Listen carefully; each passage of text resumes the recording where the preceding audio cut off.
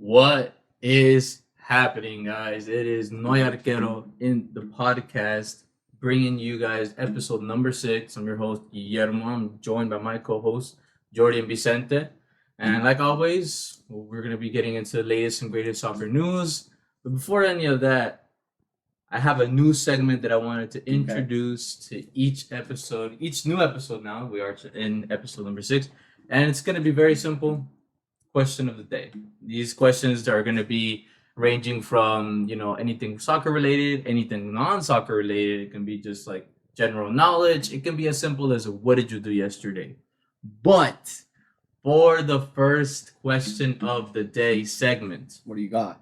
I have a question for you. In no particular order, give me your top 3 World Cup songs. Songs, yes. Your top 3 World Cup songs. I'm going to give you all a little time to think. So I'll go first because I already thought about this. I have it. You have it? But you go first, but I have it. Okay, so like I said, no particular order. But for me, I will put it on number 1 because it is number 1. Waving Flag, 2010. Yeah, which version though? Because there's 2 versions. Yeah, the one with the Spanish version. Yeah, the one with David Bisbal. Yes. That's a banger. Dude. That song slaps. That's the real song right there. Yeah. That one. And then I'm going to say We Are One Pitbull. Really like that song. I feel like it kind of goes low-key under the radar when it comes to World Cup songs. Kind of really forget about it. Okay. And then, of course, the iconic Waka Waka. Okay. Oh, Waka Waka third. Okay. Yeah, so that's for me. And then Vicente, you said you were ready, so I'll throw it to you. So I said I have it. Now I'm having doubts as you mentioned yours. But I'll go first. I'll go Waving Flag 2. Yeah. It's just iconic. 2010. The first thing I think about is Forlan just scoring bangers for Uruguay. Yeah. And then obviously the Spanish team. Then second, I'll go with... you made me doubt myself. I'll go with the... I don't know if you guys know this on the Italy World Cup. I don't know the name, dude, but I'll have to play it. I'll find it. I'll show you guys. Okay. But it's a really good song. It's like... It was in the Italy World Cup. Like I think it was 1990. Okay. I'm sure. But it's a really... Throwback. Yeah, throwback. Throwback. And then second, I'll go with Waka Waka. Waka Waka. Yeah, I mean third, I'll go with Waka. All right, so for my list, number 3, I'm gonna go Audible 2022 World Cup Osuna song. Shout out to that. Yeah. Okay. Yeah. That stays in your head. Yeah. Yeah. Very nice. Great World Cup, the greatest World Cup of all time. We're in the GOAT debate ended. Number 2, I'm gonna go Magic in the Air 2018. Oh, Magic in the Air. Magic in the Air. Ale, ale, ale. Yeah. And then number 1, it's gotta be Waka Waka. Yeah. Very, very, very nice. Waka Yeah, Waka. it's the song is called Un State Italiana. It's like Italiano. yeah, it's a great song. Like you guys have definitely heard it, but yeah, it was from Italy, 1990. I'm sure you guys have heard it because every time there is a World Cup around, they usually play it. But it's obviously not as common because it's in Italian. But it's a great song. Yeah, I mean, when it's just World Cup time, like that's one thing. But then when they start playing those World Cup songs, bro, it just sticks adds to to it. it. Sticks to your head. And I know you have recents on your top 3, Yeah, but I'll say they have kind of like dropped their level. Like I didn't like 2018. I didn't like 2022. Like it stays in your head, but I didn't like them much. So to me, I stay with like 2014, 2014. Yeah, the nostalgia. Yeah. That Brazil intro. I remember that Brazil intro. It's like the little the kid, colors, the colors, and the different stadiums. I was watching that like, the other day. Yeah, that was pretty dope. Yeah, that's 2014 World Cup. That was like Adrenalina. Yeah, like that song. That was just like. But I think that was just like was that like the official song, or was that just for like Univision? I'm pretty sure it was just Univision. Oh, okay. Yeah, because each network has different like songs. Right. That's why I don't think Magic in the Air was the official song either. But I know that song came out around that time. So. I mean, they're just always making songs. Like for this past World Cup, Lil Baby made a song. Oh yeah, yeah. I mean, all these get on the trend. Yeah, you know, listen, guys, I love Lil Baby, but come on. Yeah. Who do you guys think is gonna make this 2026 here in the U.S.? I mean, they're definitely gonna go with something Hispanic, but it definitely has to go to some American. You think we're gonna see Bad Bunny releasing a World Cup song? I don't know if FIFA is gonna go with Bad Bunny. I think they're gonna do something like. I think the genre has to be like pop. Yeah, it's So gonna be. I don't pop. think like Bad Bunny would fit. Here. Yeah. Well, Maybe like- like it would be like something like Becky G or something like Yeah, that. You know what I Becky G. mean? Like Like a she's pop star. American and she can speak like clearly English. You Yeah. know, so FIFA wants that Yeah. stuff. Bring in Grupo Frontera from the Valley. From the Valley, bro. Yeah, Making a that World would Cup do. song. Nah, but Also, since it's 3 different countries, maybe we'll Yeah, see maybe. something like in Canada with like French artists because you know this Mexico, Peso Pluma. Yeah. oh, yo.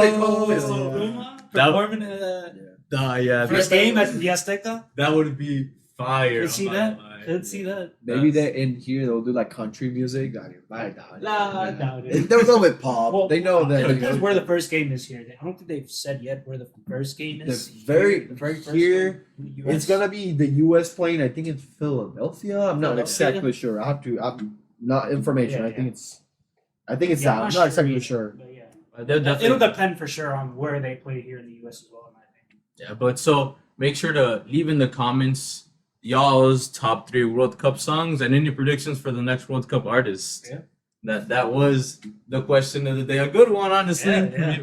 Music is always a topic of conversation, something nobody ever does not want to People talk do about. FIFA songs next. Oh, that's a good one. That's a good one. And they'll Other play in FIFA Los bands. Angeles. They'll play in the Los Angeles. Los Angeles, okay. Yeah. So maybe Yeah. like Snoop Dogg. Some West West Coast. That would be dope, man. That would be West really Coast. good. West Coast would actually go crazy. Yeah, imagine like which Super Bowl was that? They had like just Snoop a bunch of Dogg, rappers? Yeah, Eminem. yeah. Yeah, Yeah. dude, that'd be cool. That's, I mean, but you know what's even cooler? I guess you could say Atalanta beating Leverkusen. Yeah, upsetting. Cooler or shocking? That's a real question there. Cooler Yeah. or shocking? Massive upset alert. I don't think anyone, expected for Leverkusen to go out like this. Even, at the halftime, you're thinking 2-0, a dangerous scoreline. Leverkusen can easily come back, but no, I mean, I definitely knew that Atalanta would hold on to this, especially seeing how they played, at Anfield, and they went down 1-0 early there as well. Yeah. But they were able to hold out there, so I had a feeling that they were going to get it done here, and they did. Yeah, they beat some good teams in the Europa League run, and they faced this Leverkusen team that everyone has at the top because of what they did in Germany. But now you come up with a question where like, this team, it's a modern symbol of football. We combine, we link up, we're fast, we move forward, we all defend, we all go forward. And Atalanta did something that was very interesting. They went for the high pressure. All throughout the 90 minutes they were putting pressure on the defenders, and that's how they got most of the balls. They were Leverkusen wasn't able to combine very well with Xhaka, with Palacios. They were not able to get the ball, and Atalanta just took care of their chances. Yeah, I mean, it's just that just speaks, Italian football right there.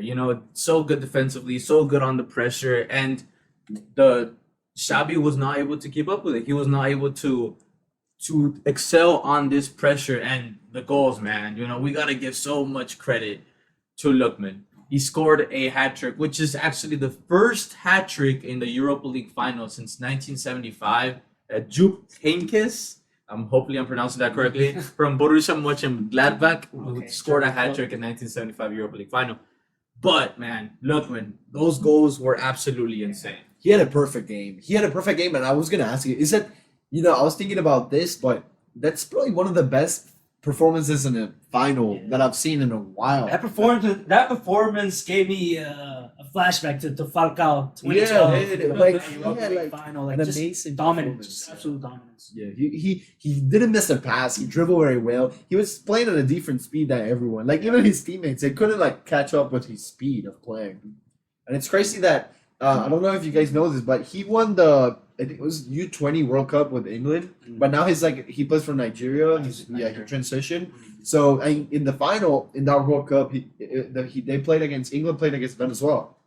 It was in 2017. It was pretty bad for me. But I remember watching that team. I had Foden as well. Yeah. So that's why I've been saying I've been following Foden for a while. Foden, so Musiala was probably on that team as well. Yeah, at I that time. think it was. I don't know who was the goalkeeper, but yeah, Musiala was there, yeah. Lookman was there. Foden was there. That's a crazy Yeah. squad. Wow. No, yeah. I think I remember that World Cup you're talking about. But I mean, and then on top of everything is we have to take into consideration the storyline, bro. Like Leverkusen were the favorites. Yeah. Like if nobody, Atalanta I think got 15 defeats this season in the Serie A. So nobody was hoping the Atalanta to break the unbeaten record for Leverkusen. If they would have won this one, I think they have one more match in the Pokal final. Yeah, That would have been it. Yeah. They would have gone the entire season undefeated, which would have been insane. But of course, the storyline does not reach that point because it changes. Yeah, Atalanta 3-0. It's the first trophy in 61 years for Atalanta. They won a European tournament before winning Serie A, which is insane. Like, just imagine winning a Champions League before winning La Liga or something, or the Prem. It's crazy, but I mean, they were able to do it. And I was gonna say, but we're gonna have, I think, 6 Serie A teams in the next Champions League. Oh yeah, Roma's in. Yeah, so obviously, Atlanta winning, they go directly to the Champions League. What does Serie A need? Or can they ever become the best league in the world? Because I feel like there was a point in history where they were the best league on top of La Liga and on top of the Prem. Yeah. But what do they need to go back to there?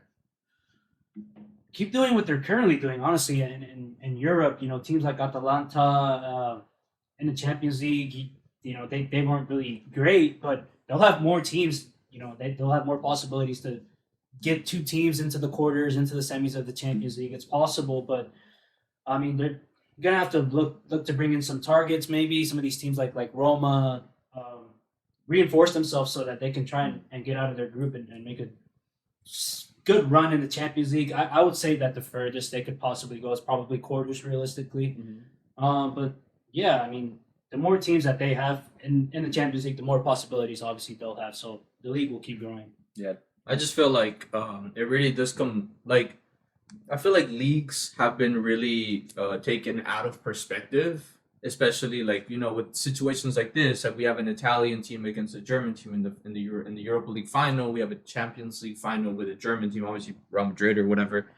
But I just feel like the Premier League makes so much noise because they have big money to spend, and that big money makes big money players, not necessarily, and it makes a player worth big money, but they pay big money for those players, and that brings in eyes, that brings attention and stuff. But the other leagues, they're just not like that. But if they continue to do this kinds of like stuff, like if it's like the Bundesliga almost getting an unbeaten run, and then it's like in the Serie A, like. Atalanta winning a trophy after so many years, finally getting Europe. It's just like these little small accomplishments and like milestones that will take them a long way. Yeah, I mean, we talk about the Prem being the best league in the world, but in Europe, we don't see them. Yeah, we just don't see them. Yeah, to me, the big thing, obviously, money is the big thing. But if you really compare, obviously, something really attractive about the Prem is the Big Six, right? Yeah. And if you look at Italy, I mean, they have their own Big Six. Yeah. I mean, they have Juventus, which is the biggest club in Italy to me, and they have AC Milan and they have Inter, 2 amazing clubs, and then you have Roma, Napoli, and then in the 6th position I'll put either Torino or Lazio or Fiorentina. There is a Big Six that they can easily match up against the Prem.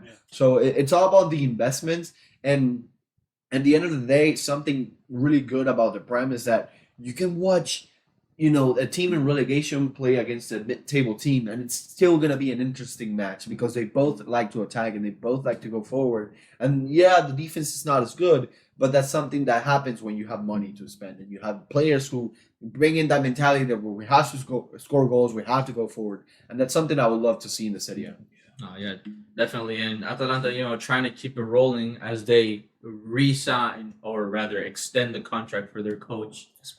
Yeah, Gasperini after winning a trophy after 61 years. So definitely Atalanta, going there. And then Xabi Alonso already said that he's going to stay another season with Leverkusen. He's going to go to Champions League football with them. He's going to play again in the Bundesliga. Awesome. And next season, man, he's going to be rivaling again Bayern Munich in the Bundesliga. But Bayern Munich, there's been so much talk, managerial talk. There's been I don't even know where to begin with that. Jordy, if you want to talk about what I'm talking about. Yeah. Well, do you want to start with the Bayern situation? Yes, the Bayern situation. I mean, yeah. So go ahead. It's tough because here. So you have a drama in the club because the club, there's like a breach. So there's a side that wants something, the players want something, the representatives, the board want something else, and then it's similar to Barcelona's situation where the coach announces he's leaving or the club announces that the coach is leaving. Then there's rumors that he's gonna stay, and then now you have talks about a new manager coming in. That we have Vincent Company from Burnley. Burnley and Bayern in the same Yeah. sentence. Right. Who would have thought? So Relegated. I mean, he's It's an interesting. it's to interesting say the move. least. I mean, I wouldn't say it's a 50-50 chance like whether he's gonna be extremely successful or just like I think he will work though, and the reason I think he can work is because he has players to work with at Bayern, and I think the style of football that he plays is attractive. And you know, Burnley isn't known for that, right? You know, Burnley is known for long ball, hoofing it, you know, just playing headers like Brexit style. But you know, Company has shown at Burnley that you know the kind of attractive football that he's playing. You know, like quick passing possession style, which is unlike Burnley, and he'll have the players to work with at Bayern. So I don't think it's the worst move, but it is a very surprising move, obviously. there were talks about Zidane as well, also for Man United, and then for now Hansi Flick, that he's linked up with Barca, was also linked with Bayern again. Yeah. The only thing that concerns me about Vincent Company at Bayern is the pressure, because Oh yeah. Bayern is like the Real Madrid Yeah. of Germany, where you have the media, you have so much pressure to be successful, and it's gonna take a lot of trust for him to stay if he has like a couple bad seasons, Yeah. and he's gonna have to show some unique things that I don't think he has. So I think he has to perform right away. And it's just tough because Bayern are bringing him in to rival Xabi Alonso and his Leverkusen, and then with the pressure, and then with the big names in the locker rooms and stuff like that. Not a lot of experience for Company, so it's definitely a Hail Mary, Yeah. I would call it. I But mean, I know Bayern reached out to other people, right? I think they reached out to Julian, Nagelsmann, Nagelsmann? yeah, however you say his name, yeah. I mean, and then he said no. So I mean, it's not like Company was their first option here either. yeah, it's tough because, like I said, yeah, like you said, it's like multiple options. Some of them reject, some of them the club is not sure, Mhm. and it's just like who is willing to take the job. Because now, like I said, it's not only the pressure with the media, but now you also, like you said, it's the pressure that you're facing the Leverkusen team that show that they can clearly beat you, and like I said again, you don't have time to develop a project at Bayern. You have to perform. yeah, and then on top of absolutely everything, it is just like I can't help but think, but Thomas Tuchel just getting, I guess, underappreciated yet again. And he's getting replaced because of what happened in Bayern, but he took him to a semifinal of the Champions League. Like that's not easy. And then before that, when he was at PSG, the same thing, got to the final, and then just he got sacked. And he's just been hopping around teams, man. And there's been a couple of rumors of him going different places, but he's a good manager. And especially in this market of manager, a team would kill to have a manager like that leading their project. He's a very demanding manager, I'll say that, because he has a plan, he has a style. And when a manager has a style, he not only demands the more to be players that fit that style, but he demands the actual players who play in that way. Mhm. And, when you have big names in a roster, some of them are not willing to get yelled at. They're not down for that. They don't want to get yelled in every practice and every game. So it's a hard situation to manage. And that's why I feel like he has been sacked by PSG and by Bayern. It's just something that, we know you're good, but your success hasn't been as solid as other people, and because you demand so much from the players, we just have to get rid of you and bring something new. Yeah, definitely. I mean, speaking of managers that were underappreciated, I mean, you had Chelsea with Poch as well. I mean, I talked about last episode how I think Poch and Chelsea have a great thing going, and then next thing you know, he's gone. Yeah. So it's very upsetting. Very Chelsea, Very Chelsea. Very to happen. Chelsea, But hey, going into Prem, we have a winner. Yep. 4-time champions as Manchester City wins their 4th title in a row. I mean, 6 and 7 years. yeah, Man. 6 and 7 years. Phil Pep Foden. Guardiola, first manager to win, to do this 4 Prems in a row. I mean, or actually, no, Ferguson did it, right? Yeah. Back But in the day. Yeah, but it's just Pep. Like we already talked about this a little bit, but has he run football? No, No. but it's just so weird. Like with Pep, like you get it done with 91 points. Arsenal finished second. 89. Yeah, and we had a game where we had really nice goals, but Foden scores in the second minute of the match. Yeah, like in the first, Yeah. an absolute banger on his Yeah. left foot. Yeah. So everything just happened accordingly to what the numbers said it was gonna happen. There's a little bit of a scare though, going into halftime at both games. No, Yeah. The Kudos bicycle kick and then Arsenal. Yeah, It was looking a little scary at halftime, but no, we knew City was gonna get it. yeah. Yeah. Pep gets the job done, and I'm really excited to see. He already said that he's gonna be there for one more season. He said that he will eventually have talks with the club, Yeah. but maybe we'll see the post Guardiola era in Manchester City coming in soon. I wonder how that's gonna look like because much of this team depends on Pep, and I know all the players who are like in their last contract or second to last contract, they will be looking at other leagues and other teams. Yeah. So maybe this is like the point where Manchester City just starts like falling off. Yeah, because I mean, one of the key things about City was the consistency in the roster in both the bench and in the first team, and then Pep and the mentality and stuff like that. So, like you said, who knows, man? Maybe it's finally a chance for some other clubs to be able to take this reign. 6 and 7, like we said, it's absolutely insane. Yeah, second season in a row, Arsenal finished second. Yeah, it's just heartbreaking. So, guys, I mean, what do you guys think? What does Arteta need to do to Become a finally get it I done? think- Get over that hump. Get over Man City. I say depth. They need depth. Yeah. They need to sign. Back in the very first episode of the podcast, I said that they needed to bring a star, like a superstar. But I think I changed my mind. I don't think they need superstars. I think they just need better, like not better players, but more players for each position. At least 2, in some positions even 3, because they, you look at their record against the Big Six, like they killed the Big Six. Very good record, They yeah. showed They that have the they best can- record against and with the death, you're not gonna lose against Villa. You're not gonna drop points against West Ham. Like you're gonna get you're gonna win those matches, especially when you head into February, March. You have to start making rotations because UEFA Champions League.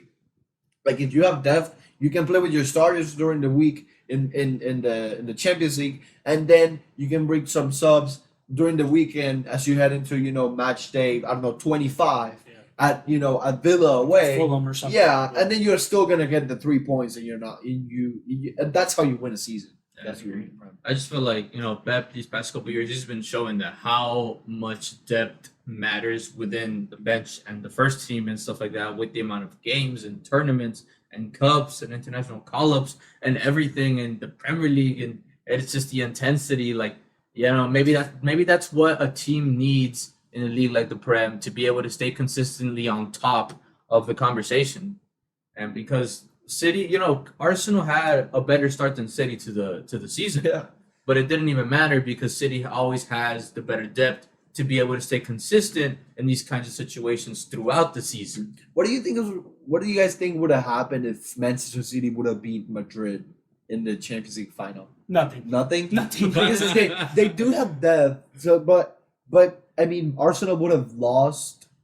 They lost to Bayern. It would have just played for the Prem. So Yeah. do you guys think it would have been different? No, I Yeah. don't, honestly. City would have stayed on top. Yeah, it's just like I said. It's because they just need more players for each position, and once you have that, they're gonna build something that they're gonna do something special. Yeah.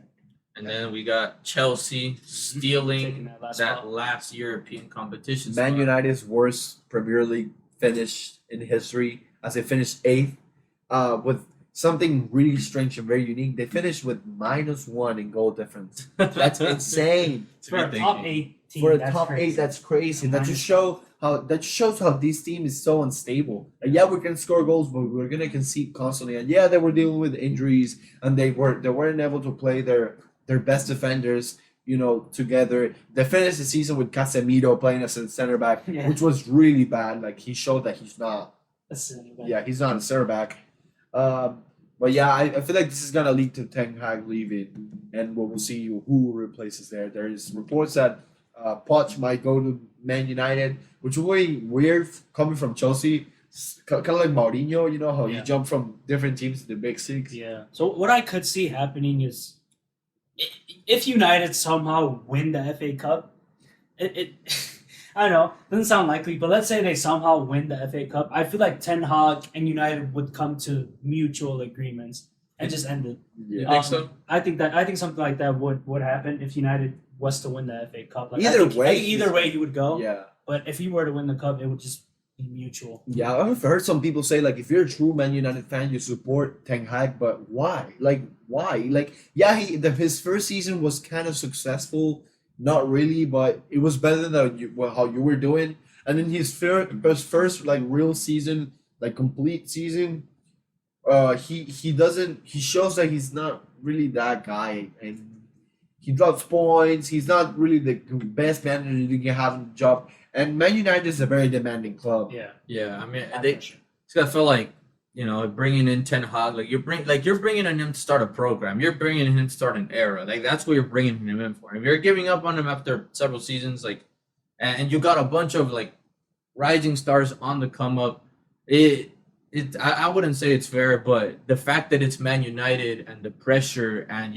what Manchester United as a club represents and what it is, they just have other ideas and other expectations from what they want as a manager. But then it's just I don't know. I think if they get another manager, it's repeating the cycle, and it's just going to be redundant until they actually get some kind of, I don't know. I mean, there's been apparently Manchester United officials, Omar Berard and Jason Wilcox, met with the representative Akira McKenna, which is the Ipswich manager, took them to second place in the championship, and then getting 6 losses in the entire league. Yeah, so it's pretty good. But to call him up for a Manchester United job, that's a big ask. If you're United, which players do you build around, and which players do you get rid of? So I think with United, I think they're having the same issue that you mentioned with Arsenal, and it's depth, just lack of depth. I'm sorry, but you have Anthony coming off the bench. There's a problem. Yeah, I'm sorry, but there's a problem. So doing the side eye. Yeah. the eyebrow. Yeah. So I think United need to do what Arsenal probably need to do as well, and it's add depth. Just being able to rotate players. Because you don't have superstars now, but you have the future. You have Kobe Mino. You have Garnacho, who can be great. Hoyland. I don't think they need to add a superstar. I think they're on the same boat as Arsenal here, just adding depth. Yeah, I'll definitely build around Garnacho. I think he can be a superstar, and Mino as well. Yeah, but they do need the depth, and they also need to get rid of players who are showing that they're in the very last contract. I'll say the Casemiro. We know that Varane is leaving already. Yep. But I'll say that there are multiple players that you can. Evans. There are multiple players that you gotta go. You gotta go. Let us use your wage money for other players because you're not the guy. Right. I mean, Varane linked to Tigres from Liga MX, so that'll be crazy. Yeah, it's possible. It's possible. Yeah, he's putting on for the Frenchmen. For the French retirees. Yeah, definitely. I mean, Liga MX is slowly also becoming a retirement league for European teams and stuff right now, but Rayados. Anyways, more manager drama though. This time, the worst one. La Liga. All of a sudden, bro, I'm asleep, I wake up. First thing I see on my phone, Joan Laporta is talking about sacking Xavi. I'm like, what? I thought this was over, Vicente. Have you guys seen that meme where it's 2 a.m. Bart Xavi, 3 p.m. Flick, and 5 p.m. Xavi, and it's just a cycle. And okay, so we gotta go back to the beginning of the season. So obviously, you come off a season where you win the league and the Super Cup, and this is the season where Dembele leaves, but you get a couple good players. You have Gundogan, who just won treble, and you have something. This is the first season where you say, okay, we're gonna play Champions League. We show that we can win a league. We beat Madrid in a really good way in the Super Cup. This is how we move forward. We have to do something big. And so la nueva era. Yeah, la nueva era. Really, this is the first step of the nueva era. You come off of a very impressive defensive season where you're one of the best. You have one of the best defenses in Europe, and here you start dropping points, you start losing, and then there's so much chaos where Xavi just wants to leave. And he says, no, I'm leaving. The pressure of the media, the club, injuries. Gabi gets injured for the rest of the season. There's so much talk. And then when he starts getting good results from against PSG, you beat Napoli, then PSG, and then there's the talk where okay, maybe Xavi is the guy. Like maybe we actually need him, and it's not like a manager issue. It's just maybe like players. Like we need better players. We need players to be fit. Maybe it's something like our trainers. Like are we not physically prepared? Which is a big like controversial issue in Barca. And now there's just so much talk, and then you get to the point where like Xavi's like, okay, you know what? They convinced me. I'll stay. Like I'll stay. If you guys want me to stay, I will stay. And now Xavi goes in front of the media and he's asked whether he's gonna be able to compete against Real Madrid. You know, we have Madrid team who has like a very young, amazing team, and they will also be bringing Mbappe. And he says the truth. He says the truth. He literally says, financially we're not there. We cannot compete against Real Madrid, but with our youth and with our, with La Masia and with the, the experience that we have, we'll try to win something. And then all of a sudden there's like this big explosion in Barcelona. And it's just like, oh, Laporta, he doesn't even want to see Xavi anymore. Because if they are in the same room, they'll fight one another. And it's like, what's happening? And now that all of a sudden Laporta wants Xavi out. Xavi, out of a sudden, he's like, you know what? I'm not leaving. I'm staying. Yeah. And now, you had like a meeting, which is very funny because they I don't know what the meeting was, but they were eating sushi. And, and that's how they're calling it in Spain, like the sushi meeting. Okay. Where it was a meeting where they sat down and they were like, okay, you know what? Like, we're going to stay and we're going to move forward and we're going to win titles next year. And not all of a sudden, it's just fell apart. Yeah. They're not even friends. Like, like, it's just so much chaos. But I will say this, when Xavi announced that he was leaving, the guy who I wanted to come in was Hansi Flick. Mm-hmm. Because I think that he's the guy who's going to be able to modernize Barcelona. That's the primary target of Xavi. So there's talks that he has rejected other clubs like Chelsea just to play for Barca because he believes in the project. There's reports that he has accepted, the financial situation. He said that he doesn't care. He has approved signings. Like he said, like he wants to be. He's been learning Spanish apparently. Like he wants to be the manager of Barca, and that convinces me a little. So I do feel bad for Xavi, and I think that what Laporta is doing is not okay. I don't know if you guys watched the game last weekend, but they were playing Montjuic. The Barcelona stadium for now as they're building a new Camp Nou. Yeah. There were chants in the stands for Laporta out, Xavi in. Like the people were mad at Laporta because they're like, what? They're mad with everyone in the board. It's like, dude, what are we doing? Like we look bad. Like just handling the media poorly, honestly. And as if you're a player who's linked up with Barca, you see all this chaos. And I already said this in the podcast, but how are you gonna go to the Barca if you don't know who's gonna even coach you? Like. Maybe I have a Zoom meeting with you, Xavi, and you're telling me about the project, where I'm going to play, the big things that we have ahead. And maybe next week, I'm going to have that same meeting with Hansi Flick, and he's going to say, I don't know if you're going to be as good in my project. So they need to decide quick because nowadays, soccer doesn't really stop. I don't know if you guys saw the video of Tottenham. When they immediately finished, they went to Australia for a friendly against Newcastle. Oh, yeah, for the preseason. Like, that just means, like, soccer is always moving, and they need to make a quick decision. Yeah, I think after the final game of the season, which is this weekend against Sevilla, we should have a final answer from the club. The thing is, Laporta doesn't say anything. Yeah. Like everything that's been said is about the media and Xavi. They keep asking Xavi, "Are you gonna be Barca's coach?" And he's like, "Yeah, I think I want to. Yeah, I want to. Like I don't know. Yeah, like we're gonna try our best." And they keep asking so much. They keep asking the players. Like they asked Sergio Roberto, like, do you hear, the outside noise about the manager? He's like, we definitely hear it, but we don't know what the hell is happening.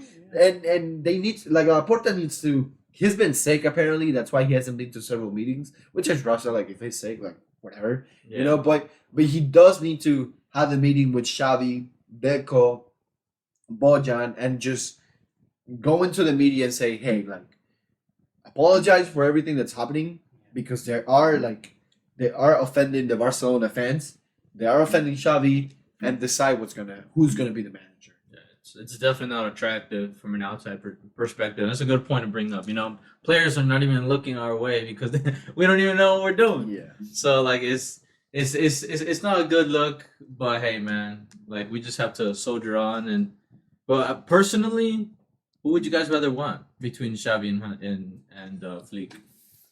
I You Flick. want my honest answer? Yeah. I gotta go Flick here, bro. Yeah, no Flick. Like I think I mean, look, even if Flick is not successful with the Barcelona, I think he's gonna do something with his players. Like he's gonna demand strength, Yeah. speed, change of mentality, winning Yeah. mentality. That's why going I just forward. don't know if this bridge can be fixed. And if we keep signing players who are trying to play the old style of tiki taka, Yeah. where we're slow pace, where every time you have the ball and you have a counter attack, you just play the ball back to Ter Stegen so you can restart the whole attacking formation. Like we need someone who demands that speed, high pressure, and he's gonna. I mean, you guys have seen the memes and the videos or images of Bayern players.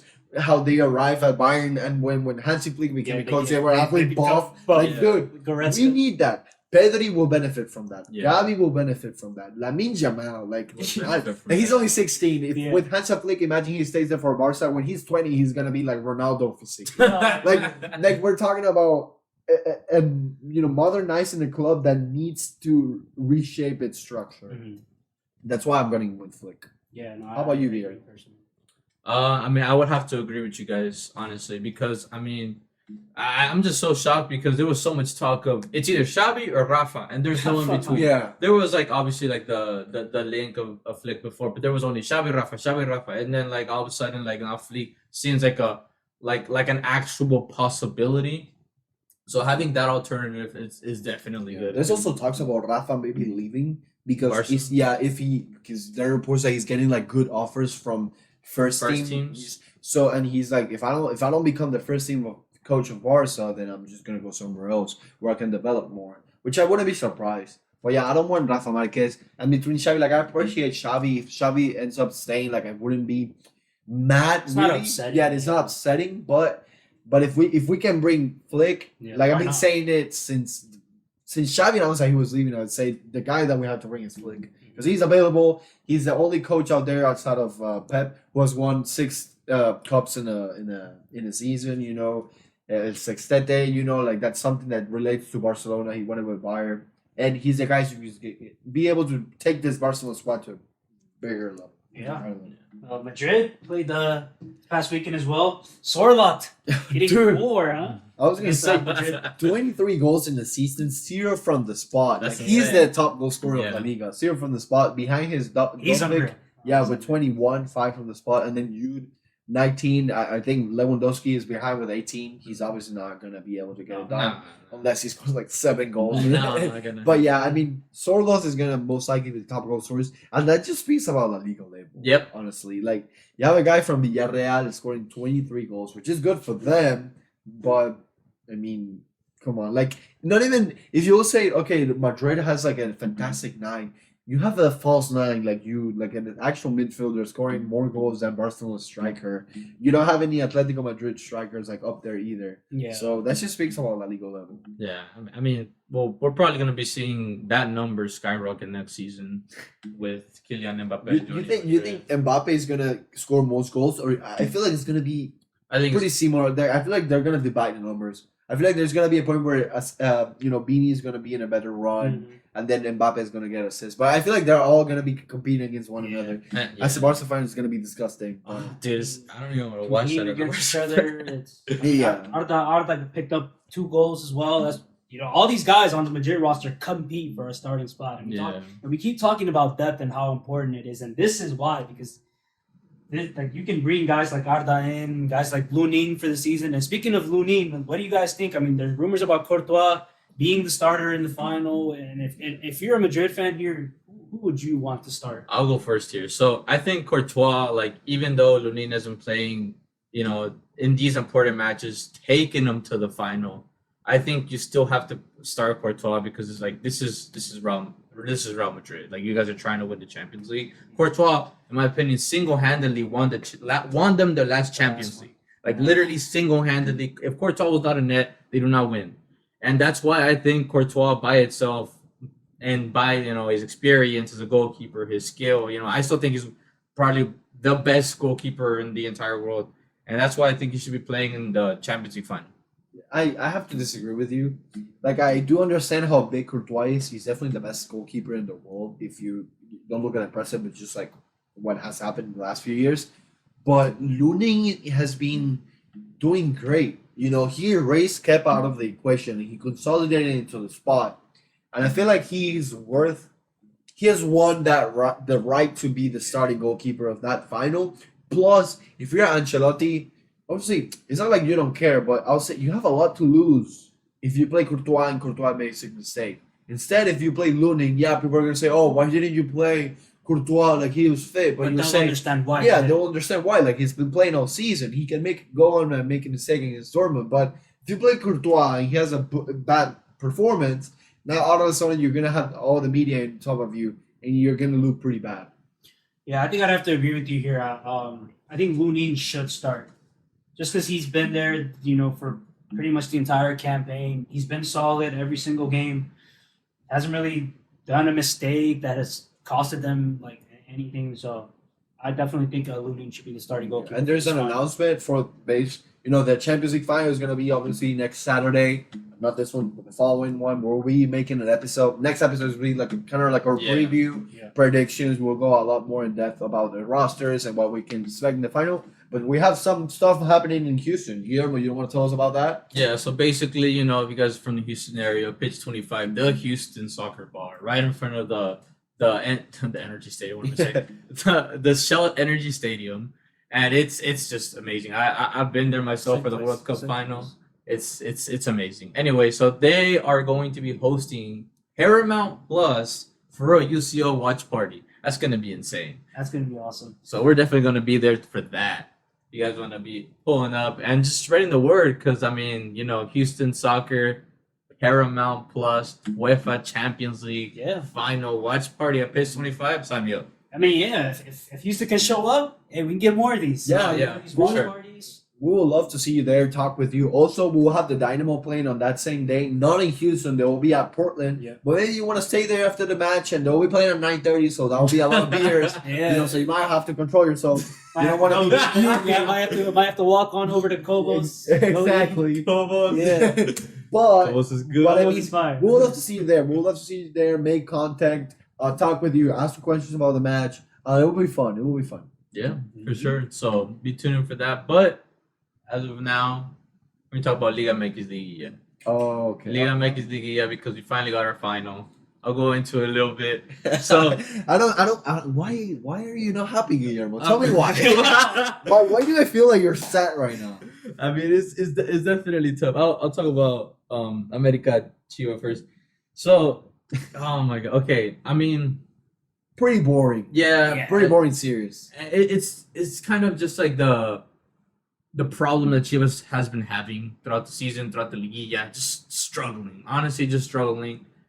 But given their past, man, like Chivas has obviously historically they're an amazing club. They're a great club. They have all these tournaments, but these past couple of years, they've literally had in the past 4 years, they've had 7 managers, which it's a lot. It's a lot, and it really can't find itself an identity in terms of football. And America was just able to capitalize. Honestly, surprising the victory was by that margin, 1-0.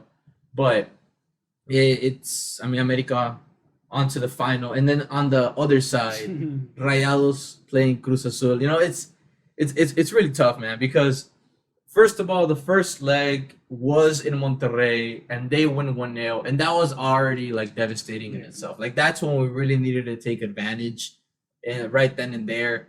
And then we were just such a good, defensive team. But we really couldn't put the ball in the back of the net. And then in the second game, they get a goal. It definitely shut some doors. And I thought it was over. I really did think it was over. So out of nowhere, Berterame scores 2 goals. But and then to give the context, we're 2-2 tied.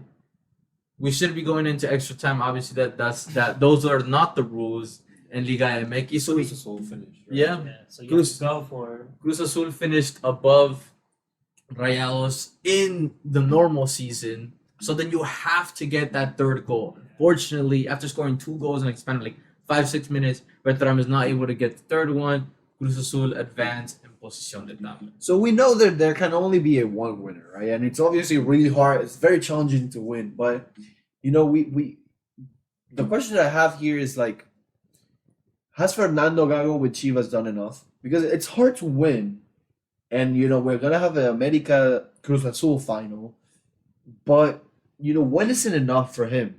Like, is it winning? Like, you have to win. Like, I'm sorry, I know it's hard, but you have to win in order for it to be counted as a great coach for Chivas. Or has he developed something that is good enough?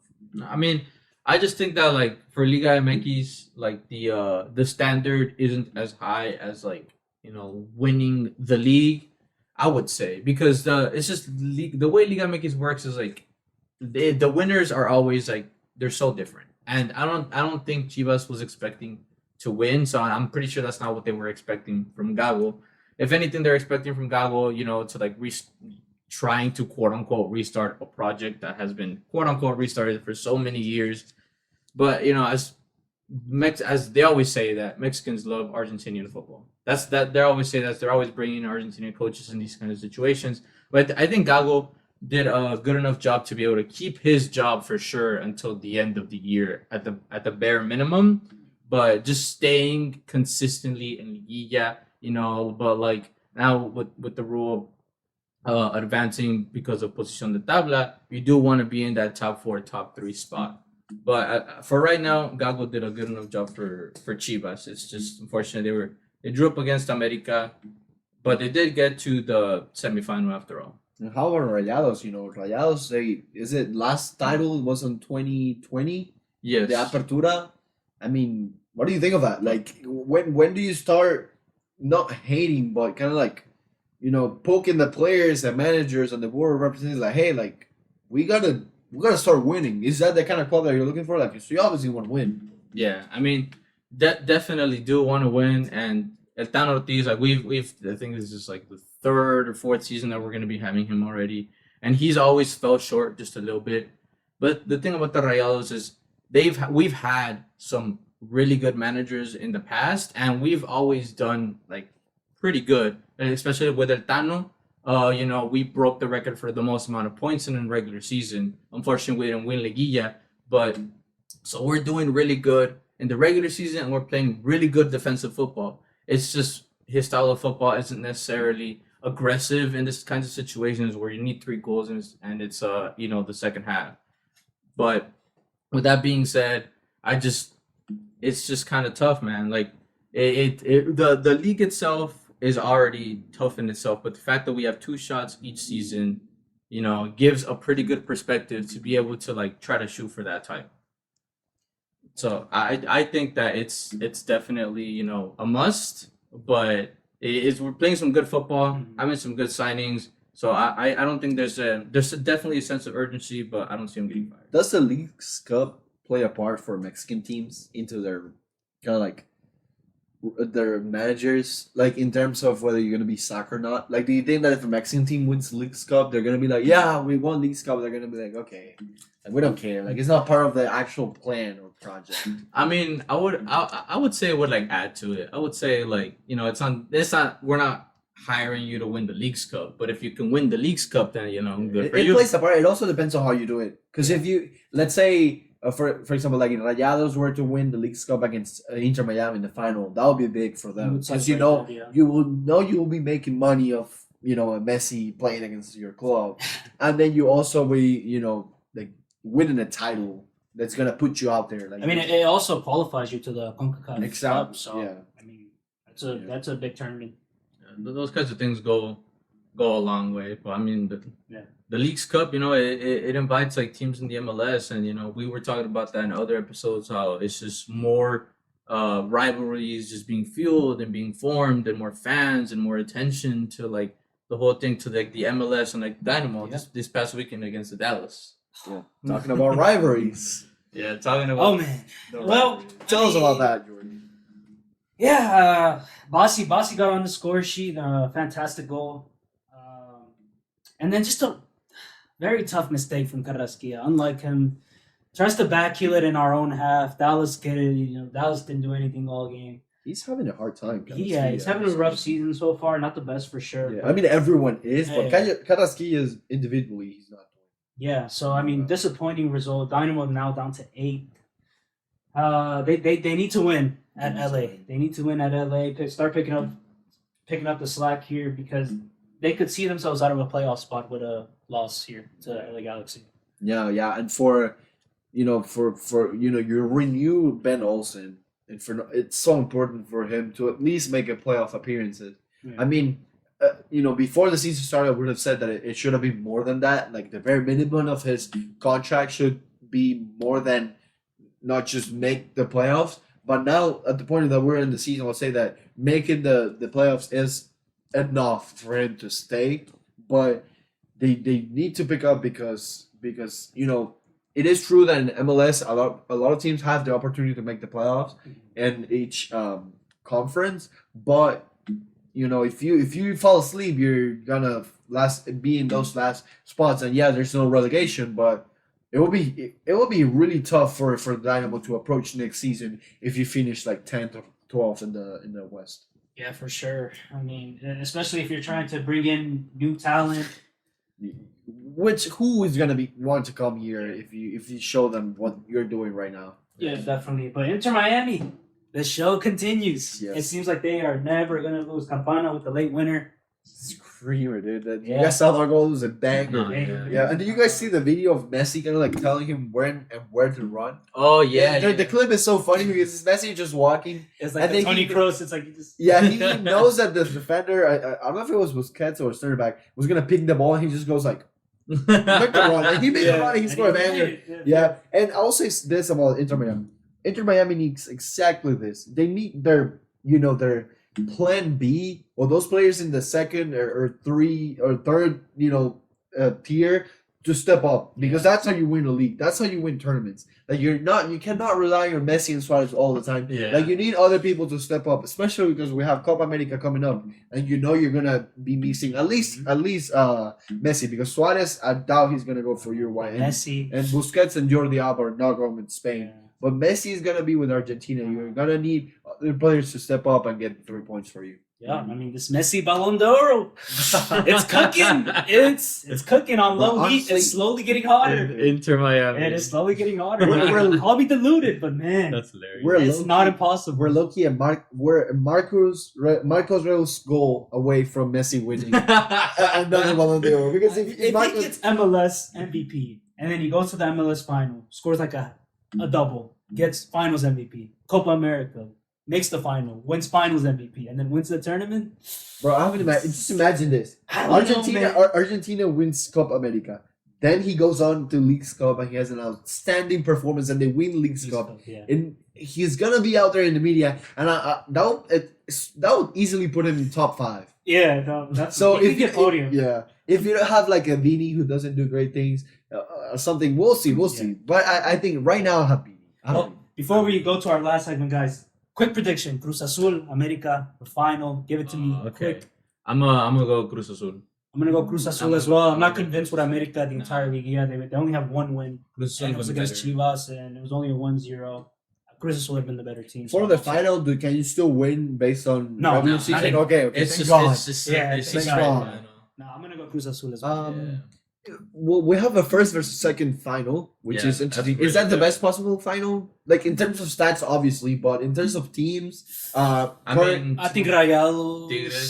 Tigres probably the best possible final, in my opinion. oh well, it's really not biased at all, I was guys. gonna say Rayados Cruz Azul. I think that was the final in terms of teams that have looked the best for me. Yeah, in No, terms yeah, of for performance, sure. Yeah. that's okay. This season for sure. Yeah, I'll go with America just because they're kind of like the Real Madrid to me of Mexico, Right, where I mean, you you know, can't count them out. yeah, for you sure. can count them out in the final. But before we move on to the next segment, I did want to ask you guys one thing. Okay, For the MLS, another question of the day. Nah, no question of the day. MLS All Stars. We've talked about it's going to be in Austin. It's already confirmed. Q2 Stadium, all sort of stuff. But I was having this conversation with Glenn actually, and because Shout out to Glenn Davis. Shout out to Glenn Davis. Soccer matters. Soccer Matters. Watch it on Mondays and Wednesdays on ESPN 97.5. There you go. Anyway, so he asked me like, what do I think about like the MLS All Stars and stuff like that, and I personally like it because it gives I like it and I don't like it because it gives opportunities for players that are doing really good in an MLS team to be able to, put them on another pedestal, shining a little more light on them and stuff like that. But then at the same time, I don't like how they're probably just going to be infesting that team with Messi, Suarez, Jordy Alba, Hector Herrera, Ricky Puig, which is like, no, okay, I understand you're showcasing the league, but that's not what this should be about. There's a fine line between the all-star, like the best players, and the media all-star best players. You know what I mean? Because maybe you're having, I don't know, some midfielder from Nashville balling. Yeah. He's the best midfielder in the league, but you know that Busquets is definitely going to be in the all-star. Jordi Alba is definitely going to be there. Suarez, Messi, Ricky Puig. You combine those three, and that's how you're going to advertise the game based on these players. So if MLS were to make things right, they will focus on the best players, and that's how I'll say I would like the game. Yeah. Especially if you play against European clubs. Yeah, I agree for sure. You're putting out your best product of your league out there, your best 11/subs against Real Madrid or Chelsea or whoever, Arsenal, which they played Arsenal a few years back, and that was great to watch. They had the skills challenge. Yeah. People were memeing Havertz on Twitter. I remember that. People were clowning Havertz because he couldn't hit the target. It was funny. If there's one thing I hate from All-Star Weekend, it's those challenges. You don't like I don't. They're funny to watch. They're funny to watch, but I don't know. I have them linked to like the NBA and that's NFL, just really what it is. And when you see them in soccer, it's gonna this doesn't really add on. It's funny to meme them though. Yeah, it's just funny for like Twitter. But I like the All-Star game though. No, yeah, it's a good time. It's a good idea. I just do think that they should, try to give more love to the players that deserve it. Nowadays we have Leagues Cup. But it will be fun to see the best starting 11 from MLS versus the best starting 11 from Liga MX play against one another. I think they've done that. They have, and then they've done it once, but then there's been like a reoccurring trying to do like a consistent trophy of Liga MX All Stars versus MLS All Stars.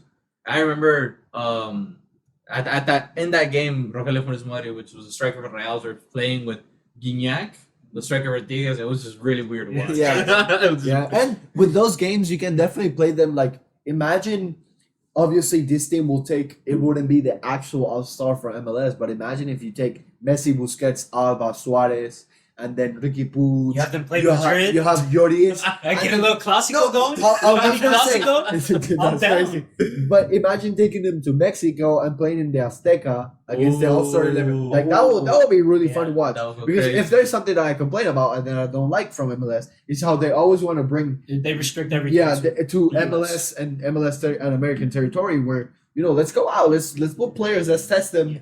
In Mexican soil. Yeah, obviously it's just because of money, but it is what it is. But we're moving on to that last segment, Vicente. Yeah, talking about money, maybe we'll add money into the segment. Maybe we need a sponsor. If you want to sponsor us and add money to the segment.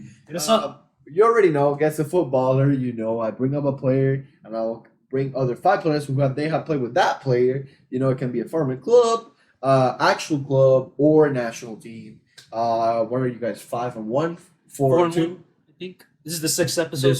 For you guys are 4-1. They've been pretty fun. We'll try to make clips, so if you don't want to watch the whole thing, we'll have the clips for you. But this is pretty fun, and we're restricting time because we realize that we're spending too much time on this. We don't want to have you here just waiting. Maybe if you already have it at home and you're like, how did this guy's not about this? But we're restricted to 3-4 minutes. Okay. So the baller that you guys are looking for, let's go, has played with Shaka. Oh my god. Okay. Shaka, we had him at the Europa League final. Not a really good performance. No, not at all. Yeah, Lookman kind of did him dirty with that bag, but I mean, I'm thinking of a bunch of Arsenal players. Let me ask you a question, right? Because this is a random name that we're gonna throw out there since it's the first. Is it a modern footballer or a throwback footballer? I mean, it can only be present. It can only be. It can only. It can't be. Okay. It can't. It has to be a player. Yeah, he can't be retired. He has to be playing. Okay, that's good to know. Now that doesn't mean he's only in Europe. He can be like a player who's about to retire, but he has to still be playing football. Which is, do you guys know that Iniesta hasn't retired yet? It's crazy. I know. That Toni Kroos is gonna retire. We will talk about this maybe next week. Yeah, as we'll we talk about head next into week. the preview Yeah, of the Champions Champions League. League final. But yeah, we have Wow, Toni man. Kroos, legend of soccer, retiring. You have to throw anybody. I mean, it's the first guess. There's no wrong answer here. This is the first. You think Just a name. Come on, guys. Remember this time. I'll go with Verts. Okay, that's a good baller. We might see him in the Barcelona jersey, but it's not. Okay. He had the baller that you guys are looking for has played with Xhaka and Pulisic. Okay. So he's Pulisic, Chelsea, Dortmund. like he's got to be like a Chelsea link, like Dortmund, like Milan. Could it be someone like Mm, maybe like a Swiss player that was at Chelsea, like Kanji's at Chelsea, no? Akanji? No, Akanji No, was Akanji. at Dortmund though. Kanji's at Dortmund. No, Was he ever at Chelsea? He was at City now. Kanji's at City, but Oh, he he's at was at Dortmund. I just don't know if he was there with. I think he was there with Pulisic. Oh, okay. I don't remember though, cause yeah, he I don't might know have. why I thought Chelsea, but yeah, you're right. I know Kanji did play with That's a Pulisic. super good shot. I'm not even gonna lie, bro. I'm down. I'm down. Are you guys going for a Going Kanji? for Kanji. It is a Kanji. Dude, that's such a good That shout, was bro. good. That was good. That was That was such a good shout. That was good. I mean, the other players were Ake, Haaland, and Shaqiri. So you guys would have definitely got it right. Shaqiri, But yeah, that's pretty good. Shaqiri Only was- two names. That was really good, bro. You guys going to 5-1? To be fair, Vicente, before we recorded, told us it's not that hard. Yeah. Yeah, I saw this. Next week, So episode 7. yeah, he said he's cooking something up. For Yeah, that. I'm cooking something that no one is gonna know this. Like, if they get it, I swear I'll single-handedly just stand up and clap for you guys. Because this next week is gonna be definitely it's 5-2 situation. Yeah, but no, but very good stuff, fellas. Very good Yeah, stuff. let's go. Yeah, Some good job. thank you guys for tuning in That's it. to the 6th episode of NHA. Follow us on the socials. Jordy, go ahead. Jordy Reyes 34 on Twitter, Jordy Reyes 9 on Instagram. Still trying to get rid of the numbers. We got GLR Broadcasting, Twitter, Instagram, and TikTok. And then we got Vicente.gar.m on Instagram and VGM091102 on Twitter. Let us know in the comments what kind of content do you guys like. Do you guys like the full episode podcast? Do you guys like our videos that we have in our other channel, which is No Hay Arquero Clips? Do you guys prefer, TikTok formats, which is short? So, let us know what you like. We'll be, making content based on whatever you guys like, and also based on what we think is important in the football world. Yeah, so definitely check out all No Hay Arquero on Twitter, TikTok, Instagram, YouTube. Follow and subscribe. But yeah, that's been it. Yeah. Peace. See you guys.